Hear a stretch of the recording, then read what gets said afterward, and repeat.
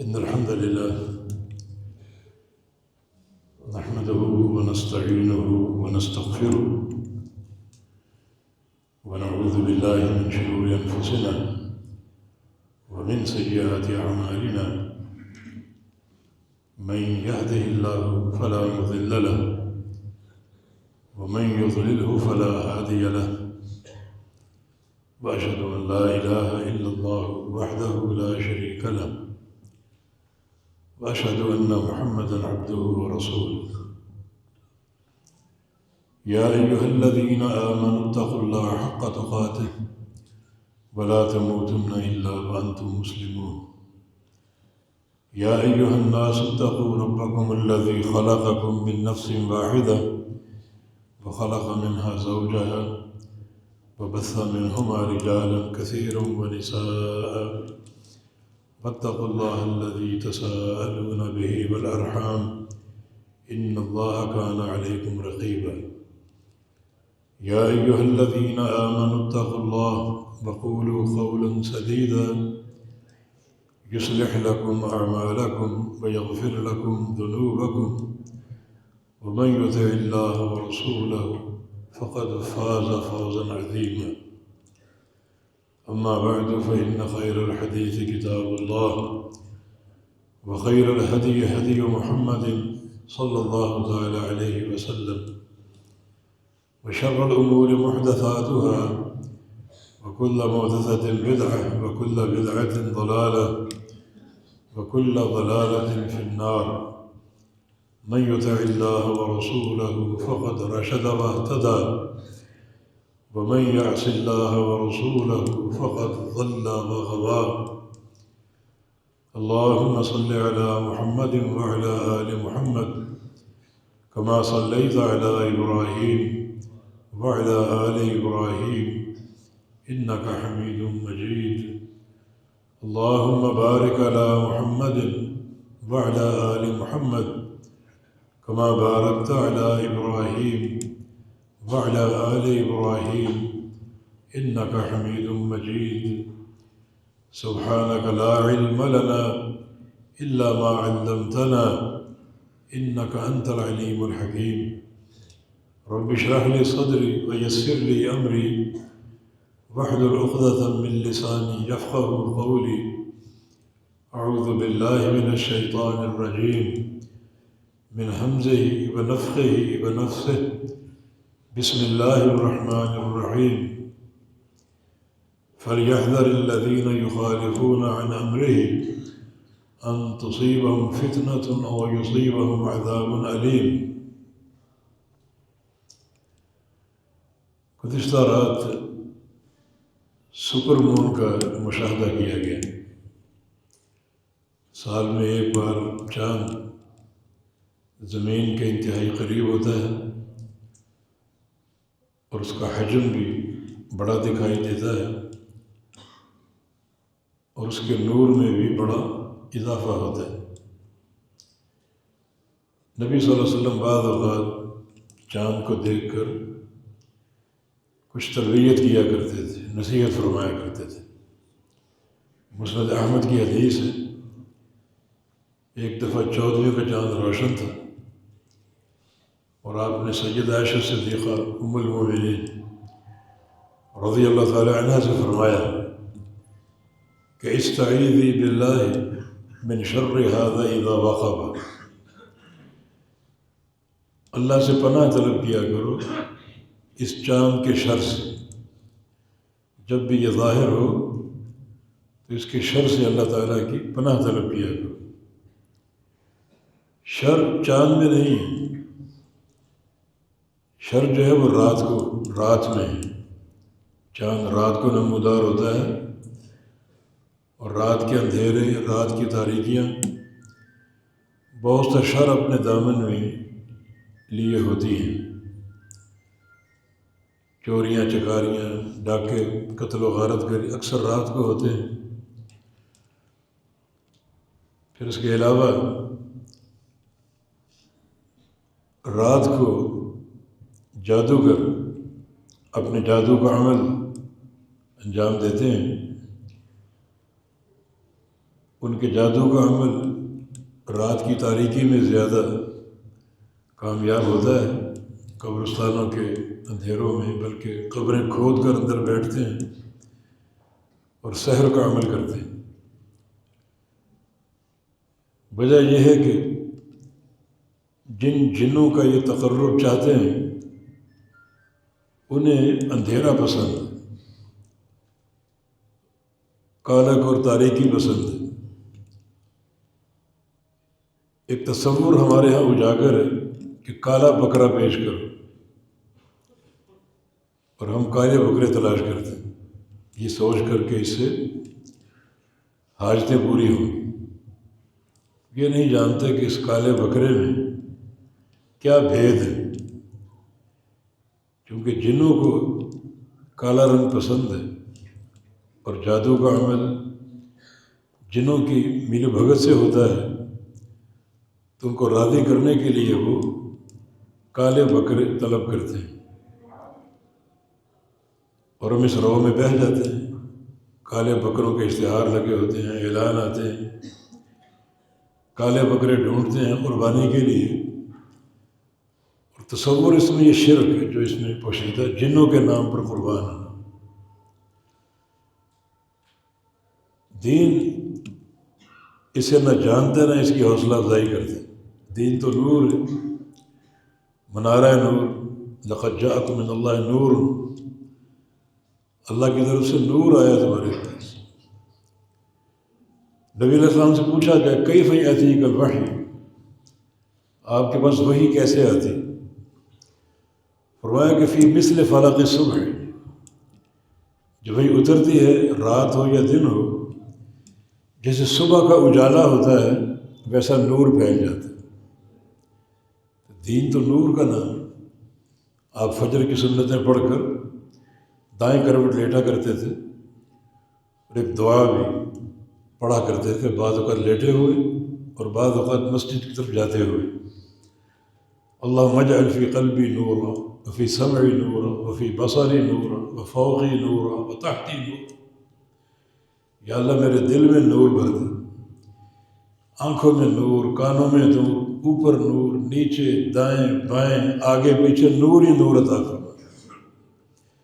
دین نور کا دین ہے، روشنی، اجالا۔ حق بھی ایک نور ہے، توحید بھی ایک نور ہے، کتاب و سنت بھی ایک نور ہے، اور یہ لوگ اس کالے رنگ کے ذریعے اپنے سیاہ کرتوتوں کی نمائش کرتے ہیں، اور ہم بھولے بھالے لوگ وہ کالے بکرے تلاش کرتے ہیں، کیونکہ اس کے بغیر سحر کا عمل پورا نہیں ہوتا۔ تو رات کی تاریکی بہت سے مفاسد کا پیش خیمہ بنتی۔ کبھی آپ سڑکوں پر نکل جائیں، دائیں بائیں فاحشہ عورتیں کھڑی دعوت گناہ دے رہی، رات کو یہ فحش کے اڈے آباد ہوتے ہیں۔ اس لیے فرمایا کہ اس کے شر سے پناہ طلب کرو۔ یہ رات کی تاریکی جو ہے بہت سے مفاسد لے کر آتی۔ رات کو موذی جانور، بچھو ہیں، سانپ ہیں، بلوں سے باہر نکلتے ہیں، بلائیں گھومتی ہیں۔ نبی علیہ السلام کی حدیث ہے کہ جب سورج ڈوبنے والا ہو اپنے بچوں کو گھروں سے باہر مت نکالا کرو، جب پوری طرح اندھیرا پھیل جائے پھر یہ وقت ان بلاؤں کے ظہور کا وقت ہوتا ہے۔ اپنے بچوں کو اذکار سکھائیں، صبح و شام کے اذکار۔ بہت کم لوگ جانتے ہیں صبح و شام کے اذکار کیا ہوتے ہیں۔ حفاظت کا قلعہ ہے، ایک ایسا نور ہے جو بندے کے عقیدے کی، بندے کے ایمان کی حفاظت کرتا ہے۔ تو اس لیے فرمایا کہ اس کے شر سے اللہ کی پناہ طلب کیا۔ ہاں کچھ لوگ ایسے ہیں جو رات کی تاریکی سے فائدہ اٹھاتے ہیں، اللہ تعالیٰ سے باتیں کرتے ہیں، راز و نیاز کرتے ہیں، تہجد کا اہتمام کرتے ہیں۔ وہ چاہتے ہیں کہ چھپ جائیں، اس عمل میں ریاکاری نہ ہو، دکھاوا نہ ہو۔ اللہ تعالیٰ ان کے اخلاص کی حفاظت کے لیے ان پر رات کی تاریکی کا پردہ ڈال دیتے، نظر نہیں آتے کسی کو۔ نبی علیہ السلام کی ایک حدیث ہے کہ ایک بندہ ایسا ہے جس کے عمل کو دیکھ کے اللہ تعالیٰ عرش پہ مسکراتا ہے۔ یہ بندہ وہ ہے جو قافلے میں شامل ہو، کوئی جہادی قافلہ جہاد سے لوٹ رہا ہے، سب تھکاوٹ سے چور ہیں، پڑاؤ ڈال لیا گیا، یہ بھی اس میں شامل، خیمے گاڑ دیے گئے اور لوگ لیٹتے ہی سو گئے، نیند کی وادی میں پہنچ گئے، لیکن یہ نہیں سو رہا، آنکھیں کھلی تھکاوٹ کے باوجود۔ جب دیکھا کہ سارے سو چکے، خراٹے گونج رہے ہیں، خاموشی سے اٹھے، رات کے اندھیرے سے فائدہ اٹھاتے ہوئے اللہ تعالیٰ سے مناجاتیں شروع کر دیں، راز و نیاز شروع کر دیں، تہجد کا اہتمام کر لیں۔ جب تک وہ تہجد پڑھتا رہے گا اللہ اس کو دیکھ کے مسکراتا رہے گا، ایک محبت کا عالم۔ تو رات کی تاریکی سے استفادہ کرنے والے بھی ہیں بہت لوگ، رات میں پردہ ڈال دیا، اب اخلاص کی حفاظت کے ساتھ اللہ سے باتیں کریں، راز و نیاز کریں اور تہجد کا اہتمام کریں۔ تو یہ ایک وصیت، ایک تربیت نبی علیہ السلام کی اس چاند کے تعلق سے۔ ایک اور حدیث ہے صحیح بخاری کی، وہ سیدہ عائشہ صدیقہ ہی سے مروی رضی اللہ عنہ، کیونکہ رات کی گھڑیاں زیادہ آپ کی انہی کے ساتھ گزرتی تھی، چاند چمک رہا 14ویں کا، تو آپ نے ایک تربیت دینا چاہیے اس چاند کے تعلق سے۔ فرمایا کہ عائشہ، یہ جو چاند ہے، انکم سترون ربکم کما ترون القمر لیلۃ البدر لا تضامون فی رؤیتہ، جیسے چاند کو دیکھ رہی ہو، بیچ میں کوئی بادل حائل نہیں ہے، کوئی گرد و غبار حائل نہیں ہے، اسی طرح ایک دن آئے گا تم اپنے رب کے چہرے کو دیکھو، اللہ تعالیٰ کے چہرے کو دیکھو کہ کوئی چیز بیچ میں حائل نہیں ہوگی، کوئی مشکل نہیں ہوگی۔ بعض اوقات نور کی شدت سے آنکھیں چندھیا جاتی ہیں، ایسا بھی نہیں ہوگا۔ بعض اوقات بھیڑ ہوتی ہے، دیواروں پہ چڑھ کے دیکھنا پڑتا ہے، درختوں پہ چڑھ کے دیکھنا پڑتا ہے، یہ بھی نہیں ہوگا۔ علی الارائک ینظرون، جنتی اپنے تختوں پر ٹیک لگا کے اللہ کو دیکھیں گے، کوئی بیچ میں نہ کوئی چیز حائل ہے، نہ کوئی بادل، نہ کوئی گرد و غبار، بالکل اس 14ویں کے چاند کی طرح جیسے دیکھ رہے ہو، اس طرح قیامت کی رب تعالیٰ کو دیکھو گے، رب تعالیٰ کے چہرے کو دیکھو گے۔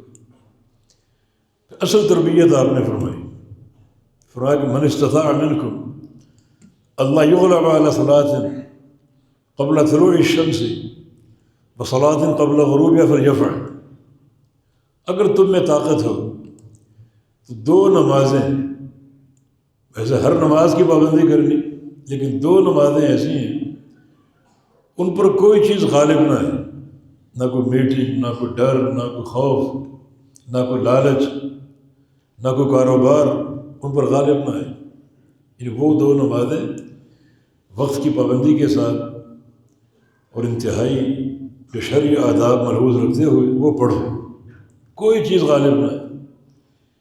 ایک وہ نماز جو سورج کے طلوع ہونے سے قبل ہے، یہ فجر کی نماز ہے، اور دوسری نماز جو سورج کے غروب ہونے سے قبل، یہ عصر کی نماز۔ ان 2 نمازوں کو وقت کی پابندی کے ساتھ، وقت کی حفاظت کے ساتھ ادا کرنا، کوئی چیز ان پر غالب نہ ہے۔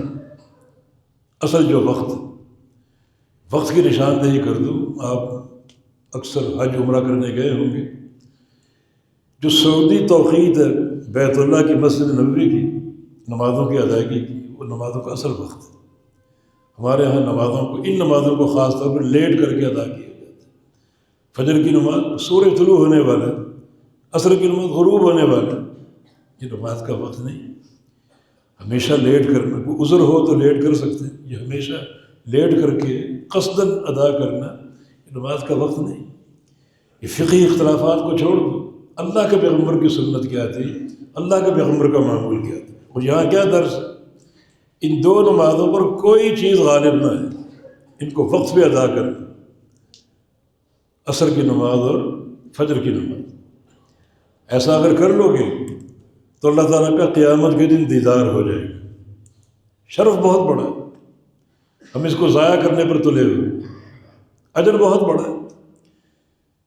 قیامت کی، بلکہ دونوں جہانوں کی سب سے بڑی نعمت جو ہے وہ اللہ کا دیدار، سب سے بڑی نعمت، اور قیامت کی سب سے بڑی محرومی اللہ کے دیدار سے محرومی۔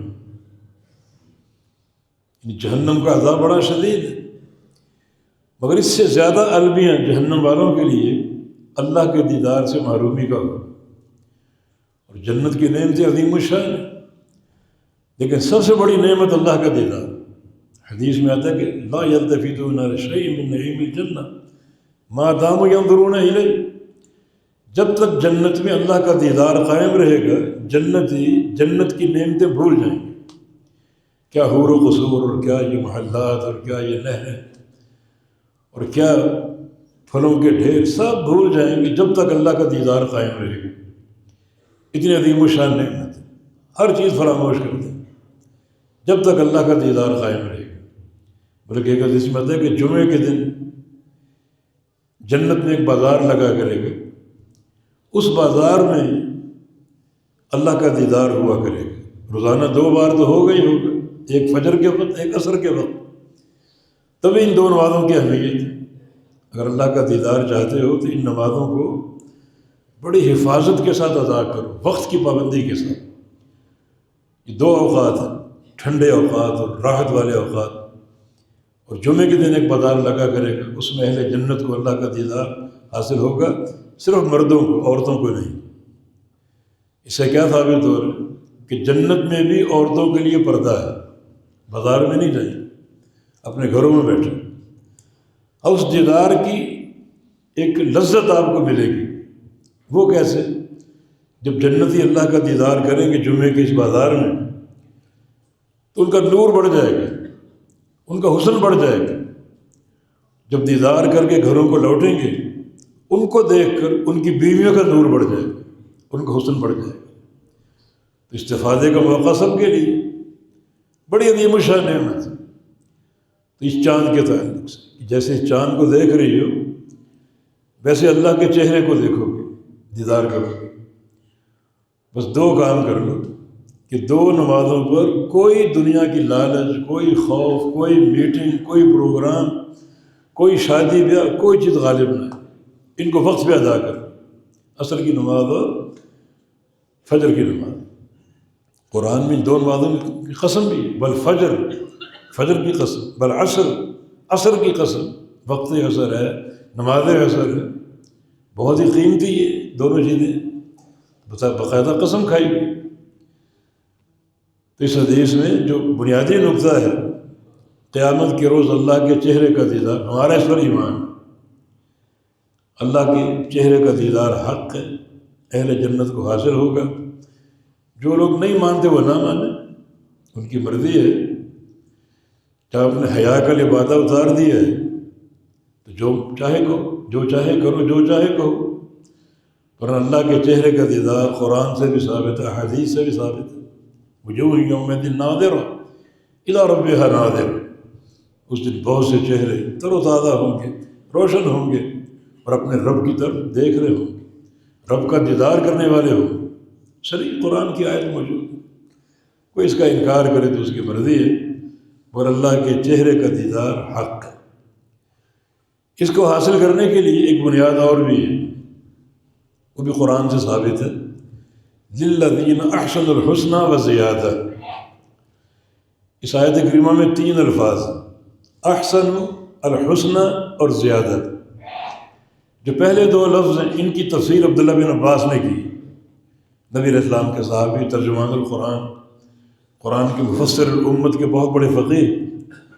للذین احسنوا اے قالوا لا الہ الا اللہ، وہ لوگ جنہوں نے اچھا کیا، اچھے کرنے سے مراد لا الہ الا اللہ کا اقرار کیا، اس کا اعتراف کیا، اس کی گواہی دی۔ اور گواہی معتبر کون سی ہوتی ہے؟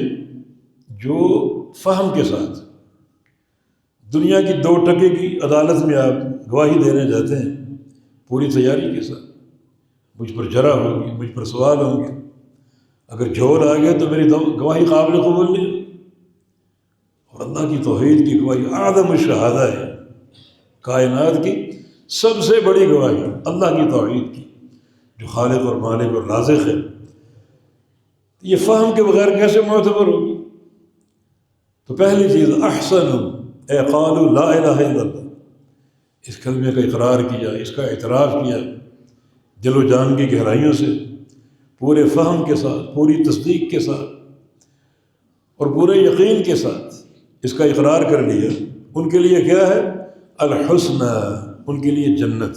یہ معنی عبداللہ بن عباس نے کیا، ان کے لیے جنت۔ بس زیادہ اور کچھ اور بھی، زیادہ کا معنی رسول اللہ صلی اللہ علیہ وسلم نے کیا، کچھ اور سے کیا مراد؟ زیادہ سے کیا مراد؟ زیادہ سے مراد الرؤیۃ علی وجہ اللہ تعالی، اللہ کے چہرے کا دیدار، یہ زیادہ کا معنی۔ مانا جو لوگ موحد ہیں، توحید خالص پر قائم ہیں، فہم کے ساتھ، ادراک کے ساتھ، یقین کے ساتھ، پوری تصدیق کے ساتھ، ان کے لیے جنت بھی ہے اور جنت میں اللہ کا دیدار بھی ہے۔ معنی اس کی اساس توحید باری تعالی ہے، اس کے بغیر تو کوئی نعمت ممکن نہیں۔ قیامت کی ہر کامیابی اللہ تعالیٰ کی توحید پر موقوف ہے۔ اور یاد رکھو، اگر اللہ کی توحید میں، اس کے فہم میں ایک ذرے کا خلل ہے، ایک سوئی کے ناکے کے برابر اضطراب ہے، تو آپ کا پورا دین ایک بے روح کے، بے جان کے ڈھانچہ بن جائے گا۔ نہ نمازیں قبول، نہ روزے قبول، نہ حج عمرے قبول، نہ زکوٰۃیں قبول، کوئی عمل قبول نہیں۔ اگر توحید میں خلل، اگر توحید میں کوئی اضطراب، تو پورا جو فہم توحید کا سیکھیں علماء سے، وہ حاصل کریں۔ نعمتیں بہت بڑی، الحسنہ جنت ہے، بس زیادہ اور مزید اور نعمت وہ اللہ کا دیدار۔ سب سے بڑی نعمت کا ذکر ہوا، ینسون نعیم الجنت ما داموا ينظرون الیہ، جب تک اللہ کا دیدار قائم رہے گا، جنتی جنت کی ساری نعمتیں بھول جائیں گے۔ یہ عظیم الشان ایک نعمت جس کا ذکر ہو رہا ہے، تو یہ آپ نے نصیحت کب فرمائی؟ چاند کو دیکھ کے۔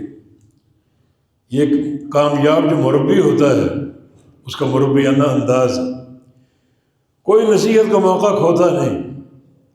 نبی علیہ السلام ایک دفعہ تشریف لے جا رہے تھے، صحابہ ساتھ تھے، مدینے کی کچرا گاہ سے گزرے، کچرا گاہ سے، کچرا کنڈی سے،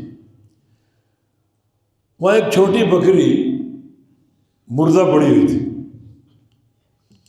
آپ نے دیکھا، سوچا کہ چلو صحابہ کی تربیت کر دیں اس بکری کو دیکھ کر۔ کچرا کنڈی پر چڑھ گیا۔ کون؟ امام الانبیاء محمد رسول اللہ صلی اللہ علیہ وسلم، سردار کائنات، کچرا گاہ پر کھڑے، ساتھیوں کی تربیت کرنے کے لیے، امت کو ایک پیغام دینے کے لیے۔ آپ نے اس بکری کا کان پکڑ لیا، فرمایا کہ من یشتری منی ہذہ بدرہم، کون ہے جو اس بکری کو مجھ سے خرید لے؟ ایک درہم ادا کر کے، ایک درہم ادا کر کے خرید لو مجھ سے۔ صحابہ متعجب، اس کو کیوں خریدیں؟ جن کی تھی وہ پھینک گئیں اور ہم پیسہ خرچ کر کے خریدیں۔ عرض کیا کہ چھوٹے قد کی بکری مردہ اور تعفن پھوٹ رہا ہے، اس کو ہم کیسے خریدیں؟ کیوں خریدیں؟ اور کوئی تیار ہے؟ کوئی تیار نہیں۔ تو فرمایا کہ للدنیا اہون عند اللہ من ہذہ عند اہلہا، کہ پھر سن لو، دنیا اللہ تعالیٰ کے نزدیک اس مردار سے بھی بڑھ کر حقیر اور ذلیل ہے، اس مردار سے بھی بڑھ کر۔ اگر یہ خرید کر گھر لے جانا نہیں چاہتے ہو، اپنے گھر رکھنا نہیں چاہتے ہو، تو یہ دنیا گن گن کے رکھنا، ڈھیر لگاتے جانا، اللہ کا حق ادا نہ کرنا، بھلائی کے کاموں میں خرچ نہ کرنا، تو یہ کیسے ممکن، کیسے درست ہو سکتا؟ اللہ تعالیٰ کے نزدیک دنیا اس مردار سے زیادہ حقیر اور ذلیل ہے۔ کہ دنیا کی محبت کا بت آپ نے توڑ دی۔ اصل چیز آخرت کی تیاری، آخرت کے حرص اور آخرت کی کامیابی کا حصول اصل چیز ہے۔ دنیا کی محبت کو زائل کرنے کی کوشش کی کہ اس سے بڑھ کر یہ دنیا اللہ کو مبغوض بھی ہے اور نفرت کے قابل۔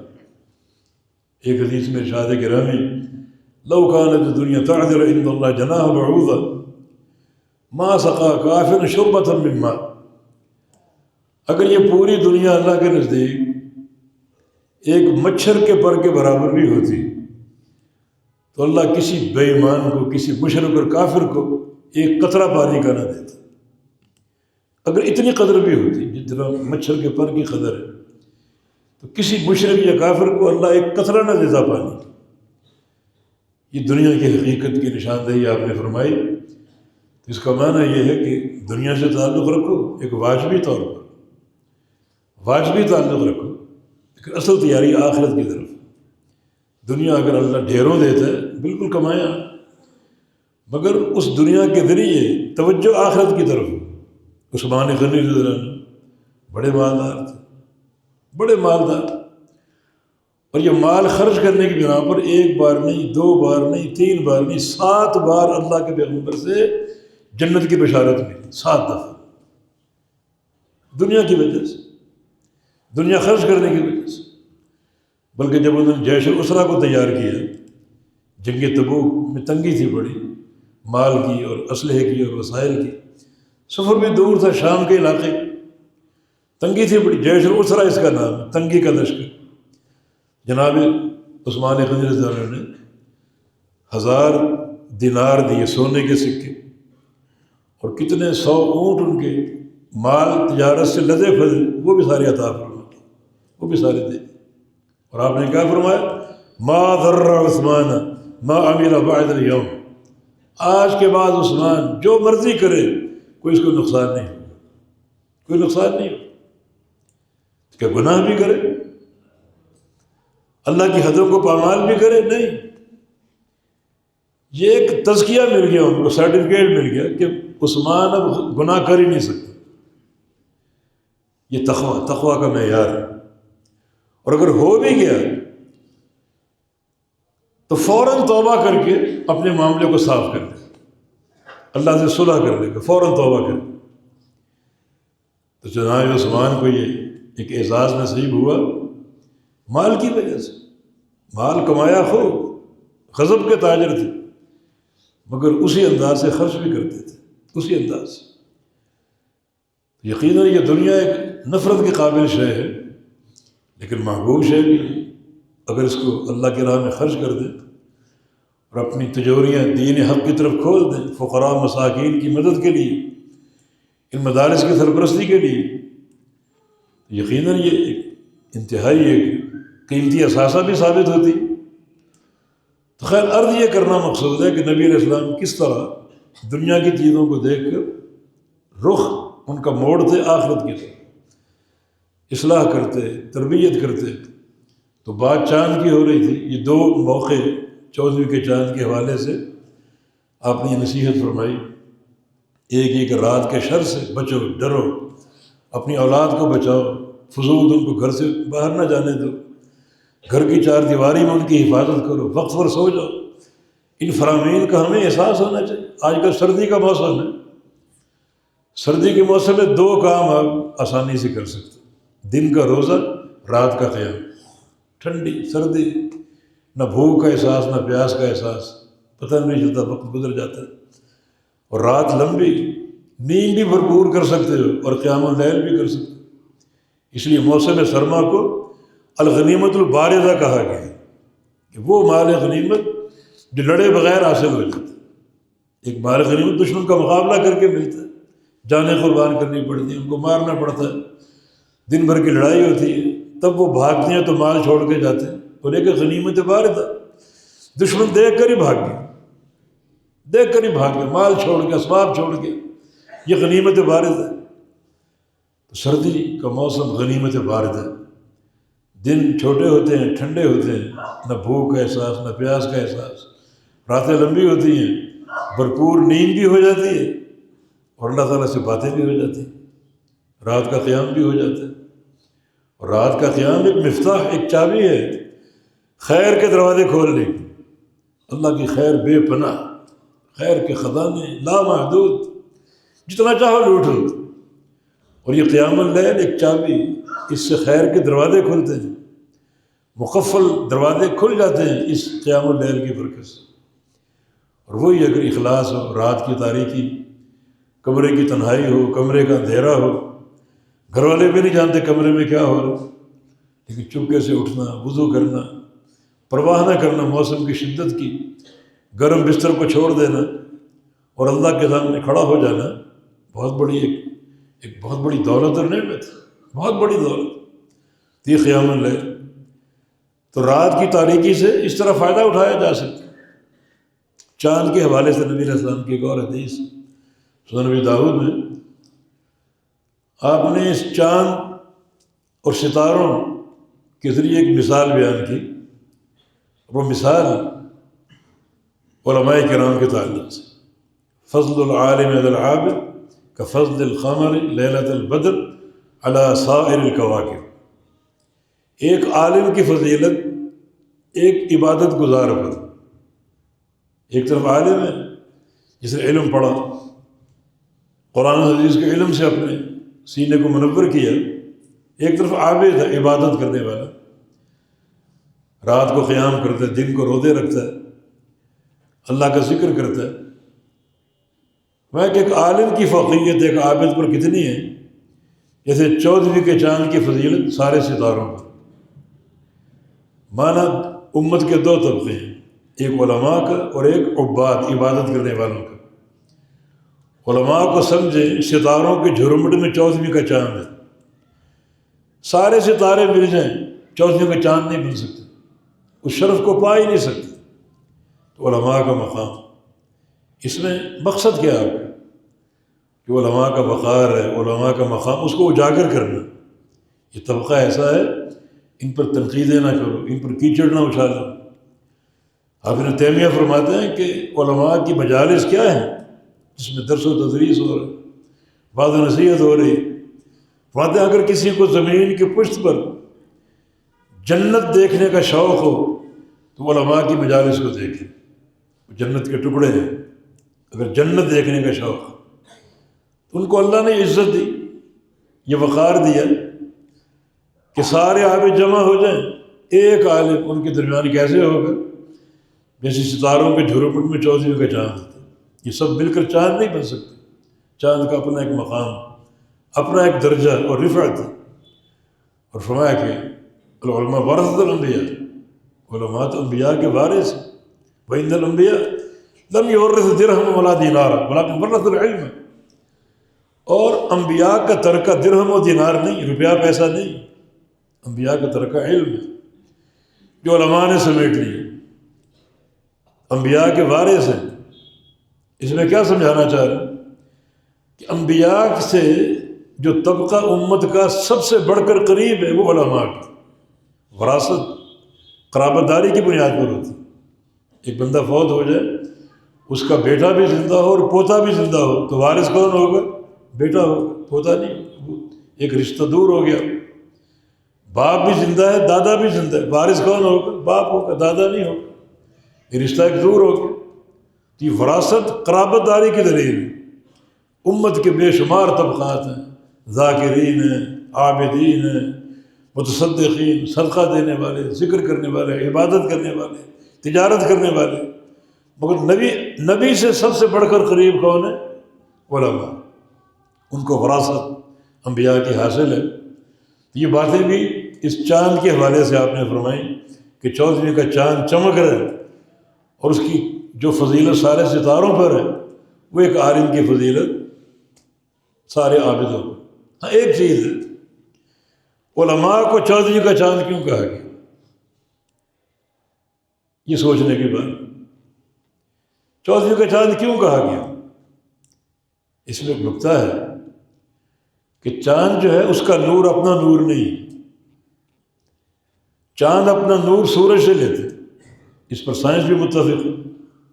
تبھی تو جب زمین چاند اور سورج کے بیچ میں حائل ہوتی ہے تو چاند گرہن ہو جاتا ہے، وہ نور ملنا بند ہو جاتا ہے، چاند گرہن ہو جاتا ہے۔ تو چاند اپنا نور سورج سے لیتا، اپنا نور اس کا نہیں۔ شریعت کی اصطلاح میں سراج محمد الرسول اللہ صلی اللہ علیہ وسلم، علم کا سراج وسراج منیر، اور علماء کو چاند کہا گیا۔ مانا عالم وہ عالم ہے جس کا نور اس سراج سے ہو، یعنی رسول اللہ سے ہو صلی اللہ علیہ وسلم۔ وہ اپنی بہکی بہکی باتیں نہ کرے، چونکہ چنانچہ اپنی باتیں، اپنی خواہشات، قصے، کہانیاں اور باطل نظریات، وہ عالم نہیں ہے۔ حقیقی عالم کون ہے؟ جو واقعی چاند بن کر دکھائے، اپنا نور، اپنا علم اس سراج سے لے، اور سراج کون ہے؟ محمد الرسول اللہ صلی اللہ علیہ وسلم۔ یہ عالم ربانی، ہر بات اس کی کتاب و سنت کے ساتھ ہے، اس کے ہر فعل میں سنت کی خوشبو آتی ہے، ہر بات میں سنت کا وزن جو ہے وہ قائم ہوتا ہے۔ وہ عالم ربانی جس کی تعریف کی گئی، جس کو انبیاء کا وارث کہا گیا، جس کو سارے ستاروں پر فوقیت دی گئی، اپنے اس کردار کو پہچانے۔ علماء ربانیین ہوتے ہیں اور علماء اخوان الشیطان ہوتے ہیں، گمراہ بھی کرنے والے یہ ہیں اور ہدایت کا نور پھیلانے والے بھی یہ ہیں۔ امام ابو حنیفہ رحمہ اللہ ایک بار پھسل گئے، گرتے گرتے بچے، بلکہ ایک بچہ پھسل گیا امام صاحب کے سامنے، گرتے گرتے بچے۔ امام صاحب نے کو بلایا، بیٹا دھیان سے چلا کرو، گر جاتے کوئی ہڈی ٹوٹ جاتی۔ بچے نے جواب دیا کہ میرا پھسلنا قابل برداشت، پھسلوں گا میرا نقصان، آپ نہ پھسل جانا، آپ اگر پھسل گئے امت پھسل جائے گی۔ امت جو ہے وہ آپ کے نقش قدم پر چلتی ہے، آپ سے علم لیتی ہے، اور علم اگر غلط ہو، اس میں پھسل جائے بندہ تو یہ امت کی گمراہی کا باعث ہوتا ہے، اور علم کا اٹھ جانا یہ قیامت کے قائم ہونے کے مترادف ہے۔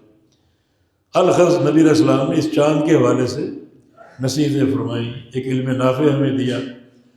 صرف مشاہدہ نہ کیجیے، بلکہ جب مشاہدہ ہو تو ان نصوص کو یاد کیجیے۔ سب سے بڑھ کر یہ، جیسے ہم چاند کو دیکھتے ہیں بلا حجاب، اس رب تعالیٰ کے چہرے کو دیکھیں، اللہ سے دعائیں کرتے رہیں کہ اللہ ہمیں اپنا زیارت، اپنا دیدار عطا فرما، اللہ مجھے بھی عطا فرما دے، اللہ آپ سب کو عطا فرما۔ اس دیدار کے عطا کرنے کا معنی جنت کا یقینی داخلہ، یہ دیدار اہل جنت کے لیے، اہل جہنم کے لیے نہیں، یہ کامیاب گروہ کے لیے، ناکام گروہ کے لیے نہیں۔ تو اللہ اس کامیابی میں ہم سب کو حصہ دے، اپنے چہرے کا دیدار عطا فرما دے۔ یقیناً سب کو شوق بھی ہوگا، سب کو انتظار بھی ہوگا کہ وہ رب جو خالق بھی، مالک بھی، رازق بھی، جس کا ذکر ہو رہا ہے، فرشتے لا تعداد اس کا دن رات ذکر کر رہے ہیں، دنیا ذکر کرتی ہے، انبیاء ذکر کر کے، صلحاء اولیاء ذکر کر رہے ہیں، جس کے نام پر مال خرچ کرتے ہیں، جس کے نام پر شہادتیں دی جاتی ہیں، گلے کٹوائے جاتے ہیں، خون بہائے جاتے ہیں، اس اللہ کو دیکھنا، اس رب کو دیکھنا، یقیناً یہ بہت بڑی عافیت اور بہت بڑی سعادت کا راستہ ہے۔ جب بھی یہ دیکھیں تو اپنا رخ آخر کی طرف کر لیں، سمت اپنی آخر کی طرف کر لیں، اللہ سے دیدار کی دعا کریں کہ اللہ ہمیں بھی اپنا دیدار عطا فرمائے، وہ عمل دے دے، وہ منہج دے دے، وہ عقیدہ دے دے جس عقیدے کی بنا پر دیدار ہوگا، اور وہ توحید خالص ہے۔ ہر نماز کی پابندی اور خاص طور پہ ان دو نمازوں کے وقت کی حفاظت، والتوفیق بید اللہ تعالی۔ بارک اللہ فیکم۔ اقول قولی ھذا واستغفر اللہ لی ولکم، وآخر دعوانا ان الحمد للہ رب العالمین۔